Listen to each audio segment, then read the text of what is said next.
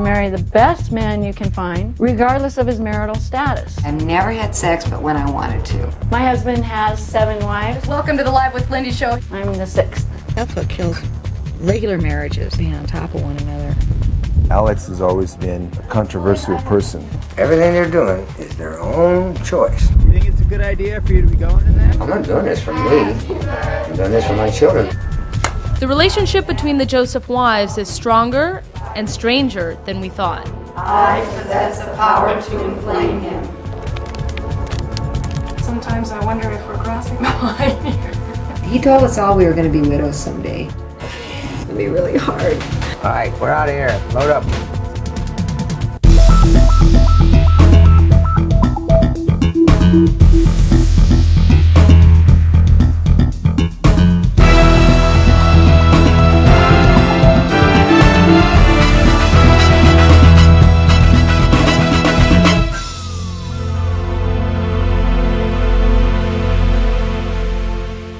We went to Big Water, Utah, which is where the Joseph family lives. Alex Joseph has 8 wives, and they all live in a sort of compound, I guess you might call it. He sort of stays wherever he feels like staying that particular night. Each one of Alex's wives has a very different, distinct personality, and I think that's one of the things that he finds so appealing, that if he wants to be with a different personality type, he doesn't have to get a divorce and marry another woman, he just goes to a different room.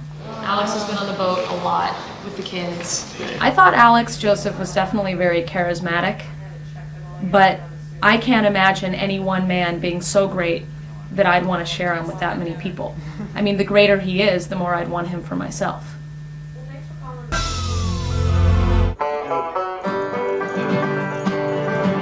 When I first married Alec, he had just been recently kind of kicked out of Montana. He just didn't fit in there in that fundamentalist, polygamist community he was in. And he said he was headed for the Grand Canyon to try to find a hole bigger than the one he got himself into. You should be able to marry the best man you can find, regardless of his marital status. And that's what I did. I'm just an old plague wife. Makes you weird. How many people do you know that share, well, that husband has several wives? I think a lot of women could live this lifestyle and really enjoy it. I just don't think there's very many men that can pull it off. Anyway, it's not something I go out trying to talk people into at all. It certainly has been right for me. We're getting here. I'm very excited. It's so beautiful here. And we're about to cross the Utah border. We're going to meet the Josephs for the first time. The town of Big Water is in the middle of nowhere. The only thing remarkable about the place is that it was founded by one of Utah's most notorious polygamists, Alex Joseph, the patriarch of the family we're about to meet. Right. This one? I think this might be it.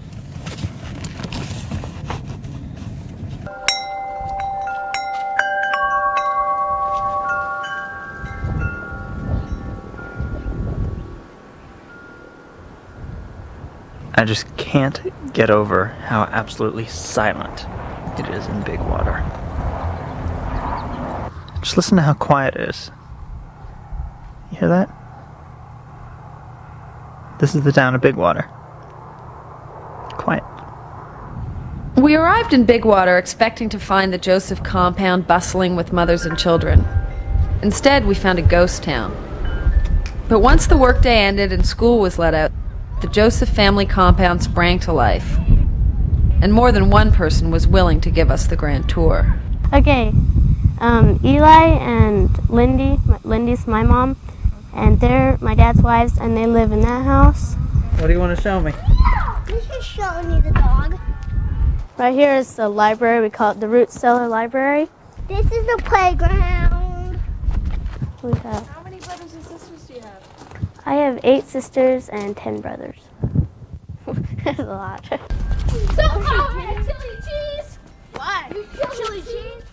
It is a good lifestyle, and it's just a crying shame that there aren't more men out there that have the courage, because You know, it's a tremendous responsibility. You know, most people, all they think about is the sex, but they don't see that you've got all these women and all these kids bringing their problems to you and wanting you to solve them. You know, you're their husband or daddy, and you're the guy to fix everything.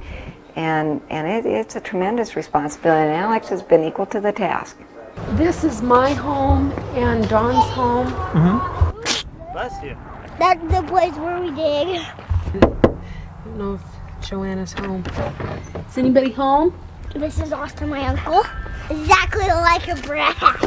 You can tell he's a brat. Can't really get my head around the fact that they're a family, and I still can't really comprehend that all of those women are Alex's wives and they're all Alex's children. Maybe it does take 7 women and 1 man to really get a harmonious whole. It seems to have worked in our family, but he's got pretty dynamic wives too. Bo is in real estate, Joanna's an artist, and Eli is a journalist and a lawyer. Margaret is blunt and sassy, and Diane is the quintessential mother. They're self-sufficient, successful, and in love with the same man. This is the Joseph Genealogy Library, and I'm looking at these old photos of Alex when he was first married to his wives back in the 1970s.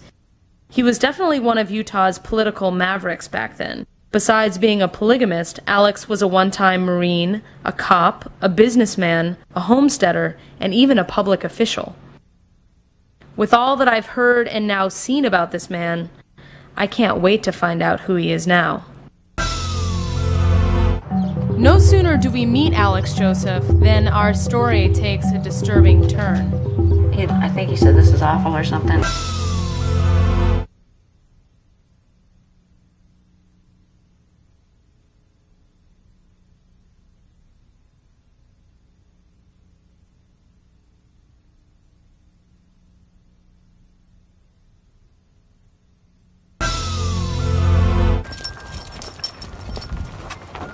Is his name really Rambo?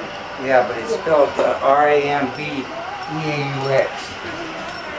Why don't you meet Dave and Tara? David. How you doing? Alex's wives warned us that their husband was no longer the man we had seen in the photographs, at least physically. And this is Tara. Oh, hey, I'm sorry. I usually go by Dave. Fool me. An E and an ID do not. For the past 2 years, Alex has been dying of liver cancer.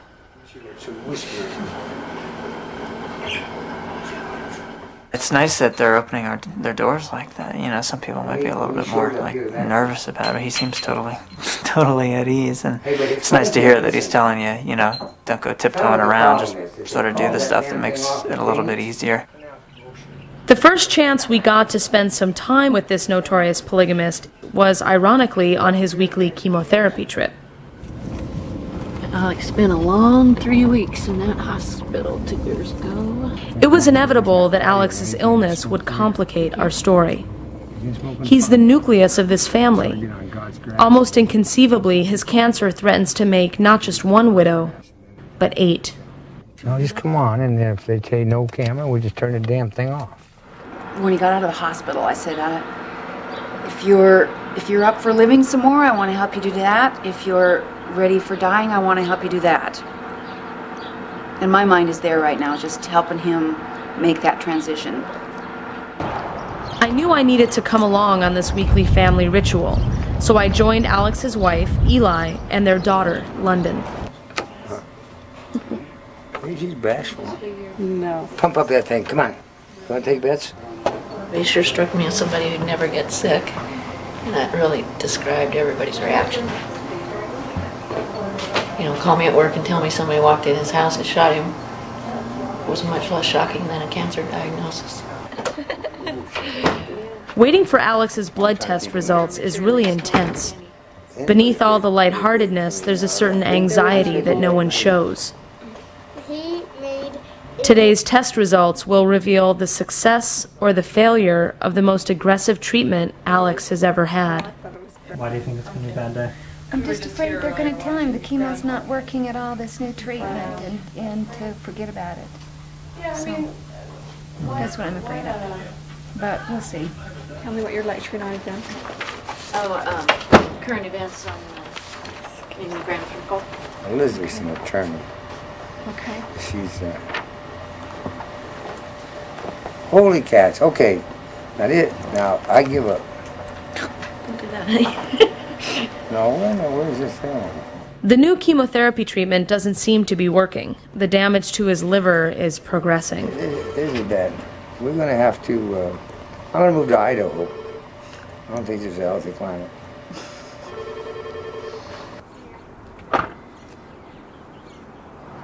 I tell people that having cancer is one of the best experiences of my life. You know, and I don't think I'd have done it on purpose, but I've learned a lot, met a lot of people, been made aware of things that other people take for granted, and you start running your life through a meter, and you know, you start trying to get your money's worth. Maybe make a few changes. But it's been a good experience, and you know, after 60 years, I don't mind it all that much. The guy deserves a rest, and he's suffered terribly. I mean, it really has been. He's been getting crucified on chemicals, and you know, as bad as I hate to lose him, I don't want to see him suffer like this. He's fought really hard for 2 years, and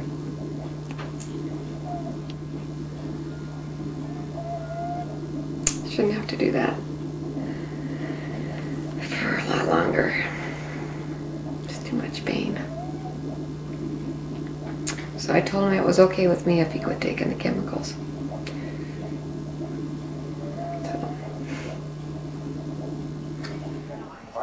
Elizabeth, along with the other wives, doesn't see Alex as a mortal being. But he's not dying a hero's death. He's dying of cancer. It's so ordinary. How long does he have to do the special treatment? Is there a possibility he can get over this? There's always a possibility of a lot of things, but this one's not looking very good.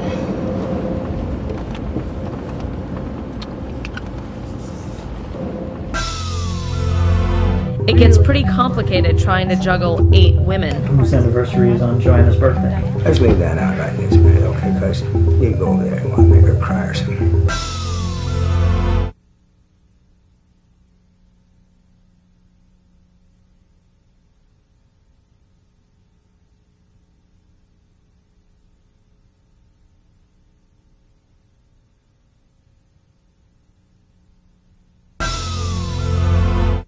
After leaving Alex at the hospital, Eli's first priority was to call home to Margaret with his results.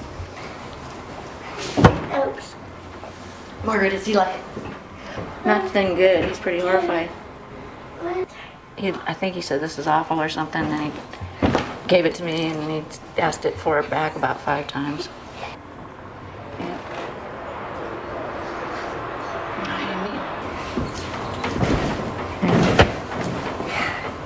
Nobody does. Well, yeah, we'll see you tomorrow afternoon. All right, bye-bye. I knew it. I knew it. Hey, Mom, what's this one? I knew it. Mom, what's this one?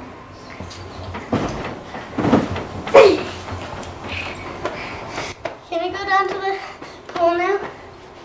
Yeah. Where's my swimsuit? You got to get used to 3 things. 1 parakeet smell, 1 chemotherapy, and 1 tobacco. And then you can be comfortable, huh? Let me tell you something. Tomorrow is my wife's birthday. Which wife? Joanna. So, and my son's birthday tomorrow. Which son? Mason. And he was talking to me, Don. And I don't know about Alex. He can be very charming, but he can also be very frustrating. If he doesn't feel like talking about something, he just doesn't. Because 2 days later is our anniversary. Huh. With the same wife? Oh, yeah, 25 years. So it's 25 years. Her birthday and her anniversary are practically on top of each other. 2 days apart. It's kind of a sad part because I think I got another anniversary on that day, so that girl, she's got to, you know, kind of be patient. Whose anniversary is on Joanna's birthday? No, Well, let's leave that out like this, man, okay? Because you go over there and want to make her cry or something. Sick or not, Alex clearly leads a very complicated life. Poor Alex. Hi, Joanna. Hi, Irene. Alex is really looking forward to going to Phoenix. Getting out of town? Getting out of town, because Pat Hogue is... Descending? Yeah, and he said he promised you a birthday dinner.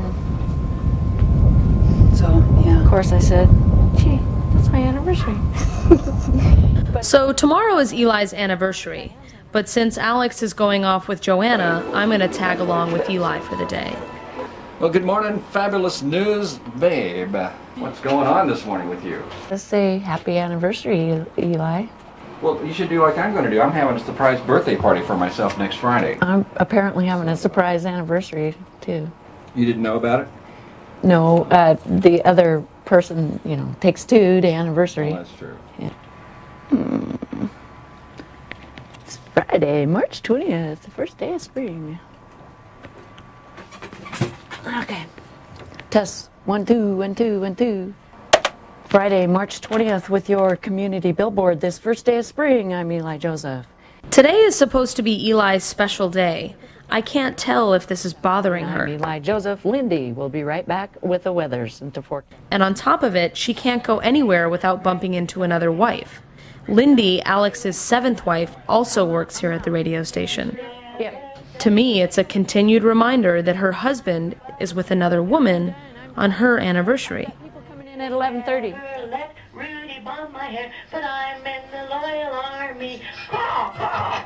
I'm meeting Elizabeth here at the radio station where she works, and now we're going to go drive for a little bit and film her while she's giving one of her lectures. Joanna and Lindy's anniversary is Sunday. We used to always, the three of us would go out right with him to dinner. Sometime. You know, but usually, yeah, I used to spend the night with him and stuff. So is that hard that you won't have a chance to be with him today? Or? No, it's no big deal, and I'm happy for Joanna.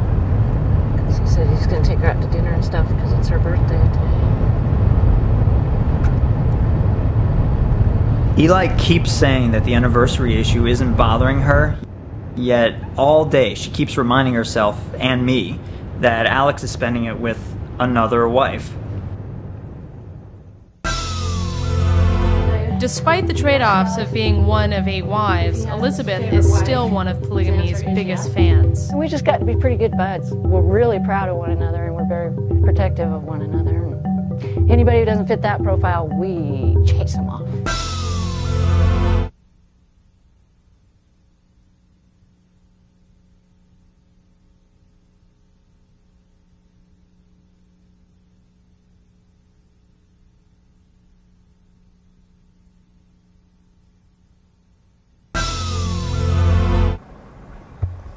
When people ask you about polygamy, don't you just feel like, what's the big deal?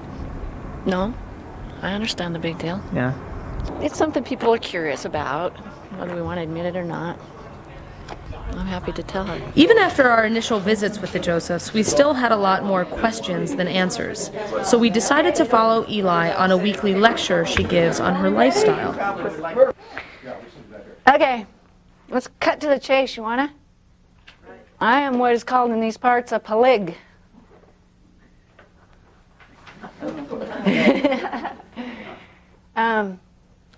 My husband has 7 wives. I'm the 6th. Isn't this against the law? Practiced defense for a while, but I could get Alex off in a heartbeat because of the word legal. He doesn't have a legal spouse as defined by the state of Utah. None of us have licenses. Your group doesn't really have one religion. Alex is a very religious man, because you can't do this unless you are. I mean, if you think it's just, you know, great for the guy, he gets to sleep with a bunch of women, well, I mean, you don't have to marry them and be responsible for their children if that's what you're after. And I've never seen a guy try this lifestyle with that motive who lasted more than about 14 seconds. If push came to shove, is there a hierarchy? If you ask Alex if he has his favorite wife, his answer is yes. And if you ask him who, he says Margaret, and that's the truth. I guess I'm curious as to why there isn't a jealousy factor. I mean, is Alex sharing 1/7 of your time and this sort of thing? For starters, jealousy is a male attribute, not a female one. You know, jealousy is a negative emotion, I think we can agree, and not anything anybody wants to be. This is an excellent place to come and learn how not to be jealous, because it would eat you alive. Hey, there he is. It's real close, hon. In the early years, there was some insecurity, but I think that would be true of any marriage before you really understand that this person really does care for you and everything's okay. And we just got to be pretty good buds. We're pretty proud. We're really proud of one another, and we're very protective of one another. And anybody who doesn't fit that profile, we chase them off. And we're women, and we're really good at it. Yeah. What are the questions we haven't asked that you think we should have asked? The one we're usually asked is, so do you have a schedule? We pretty much run on a system where, you know, if I want to spend Friday night with him, I ask him if he's free. And he either is or isn't. There's always another night. Do you all live in the same town? Big Water's about 500 people, and Alex is a polyg. There's like 4 polygamists in town, is all. Everybody else is normal. And Alex, he used to be here, but he's really sick. He's got cancer. He can't do stairs anymore. Eli was here to talk to these people about polygamy, but eventually, almost without thinking, she directed the conversation to a place where no one expected to go. What is his health prognosis? It's pretty awful. We're at a really, this time next week I'll know. He has been in denial for 2 years. And I was with him in St. George Tuesday night after chemo, and he said, if this thing doesn't turn around now, I've got 3 months. I think the sense of the family is he'll be awfully lucky to get that much. Next on Eyewitness. With almost 30 people in the Josephs' immediate family, we're just starting to figure out who's who. Now they're telling us there's at least 100 more people, just like them, showing up for the weekend. You'll be able to pick the weirdos out from the good people. Just ask me, and if you think they're, if you're kind of in between, tell me. I'll tell you.